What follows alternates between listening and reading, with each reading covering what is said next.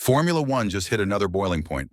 From transfer rumors and team drama to controversial penalties and a seven-time world champion in crisis, this is the kind of week that reminds us why we love this sport. Today we're diving into three massive headlines. George Russell's uncertain future at Mercedes with Aston Martin lurking. Yuki Tsunoda's shocking penalty and Red Bull's growing frustration with the FIA. And Lewis Hamilton's worst ever start to an F1 season with Ferrari. So buckle in, because this is one you don't want to miss. George Russell might have just won the Canadian Grand Prix, but his long-term future? That's anything but secure. And the reason is simple. Max Verstappen. Despite earlier reports suggesting Mercedes had moved on from chasing the reigning world champion, the latest paddock whispers say otherwise. Toto Wolff hasn't given up, and if Max becomes available, Mercedes will go all in, even if it means showing Russell the door. That's left George in a strange spot. He's performing well, sitting P4 in the standings, just behind Piastri, and yet he may not be part of Mercedes' plans come 2026. When asked about it, Russell didn't exactly squash the rumors. It doesn't hurt my negotiations with Mercedes. I'm relaxed, just taking it week by week. It's a cool answer, but behind the scenes, things are heating up. Because while Mercedes ponders Verstappen, Aston Martin is circling. The Silverstone-based team is preparing for a massive 2026 reset. With Honda power, the arrival of Adrian Newey, and a vision for the future, Aston Martin may be looking for a driver who can lead them through that new era. Fernando Alonso's career is winding down, and let's be real. Lance Stroll isn't leading any title charge. That opens the door for George Russell, a proven race winner, still young, still hungry, and ready to be the centerpiece of a title-contending project. And if Max Verstappen does sign with Mercedes, Russell may not even have a choice. Let's not forget what Toto said. We've agreed on a timeline to make decisions. That timeline? Right in the middle of the European season. In other words, soon. So here's the question for you. Will Mercedes gamble at all on Max Verstappen? Or will they back the driver they've developed from day one? And if George Russell moves to Aston Martin, could he lead them to their first ever world championship?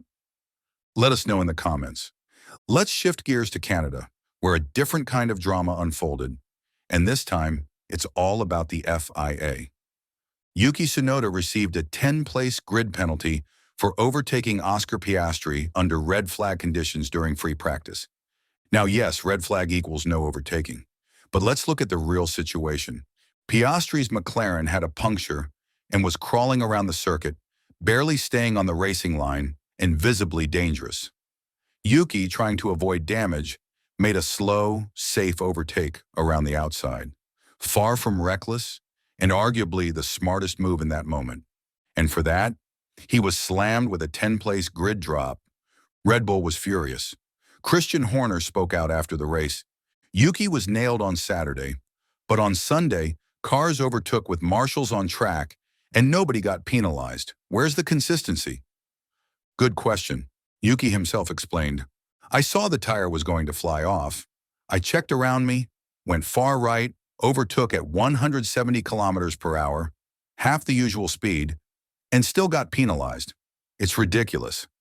This wasn't an advantage-seeking move, it was damage control. But the FIA didn't care. The penalty ruined his weekend. Now here's where it gets serious. Red Bull is reportedly evaluating Isack Hadjar, a rookie dubbed the next big thing from their driver academy. He's already said, I don't feel 100% ready, but I'd take the Red Bull seat if offered. I want to fight the best. And Helmut Marko confirmed, Yuki now has the same car spec as Max.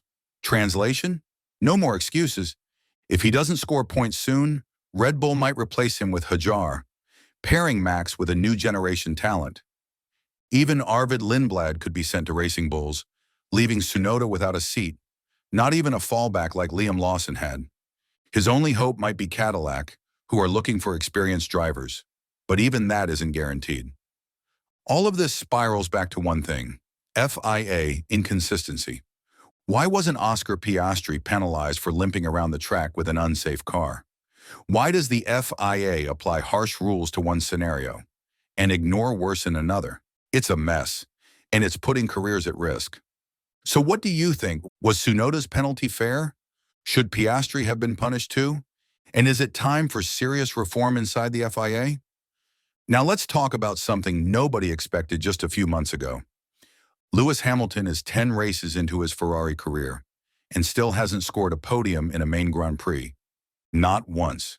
This is the worst start of his 17-year career. In Montreal, the frustration boiled over. He pitted at the wrong time, got stuck in the midfield, and finished P6 in what he called a pointless race. He didn't hold back. The strategy we've chosen is the wrong one. I'm left with nothing. What stung even more, Ferrari brought no upgrades to Canada, and Hamilton was stunned that the media even thought there were any. Zero upgrades. We desperately need one. And it's not just Lewis. Leclerc is losing trust too.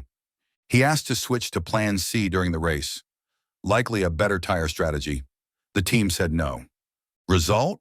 He dropped out of podium contention. At this point, Ferrari looks like a team stuck in the past, struggling with internal communication, missing race-critical decisions, and failing to give their drivers the tools to compete. Hamilton put it bluntly, "I've never had a car understeer this much. It just doesn't want to turn."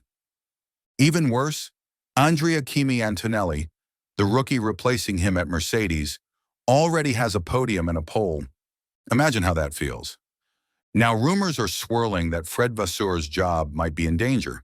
He was supposed to bring direction and progress, but the team looks as lost as ever, and both drivers, Lewis and Charles, have had enough. So where does Ferrari go from here? Do they salvage 2025, or do they put everything into 2026 when the new regulations could offer a fresh start? One thing's for sure, Lewis Hamilton didn't come to Ferrari to fight for 6th place. So here's what we want to know from you. Is this the beginning of the end for Hamilton's career? Or is Ferrari still capable of building him a title-winning car in 2026?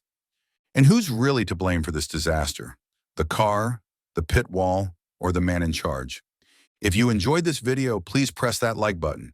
And if you haven't already, make sure you're subscribed and have the notification bell turned on so you don't miss our next dive into the world of F1.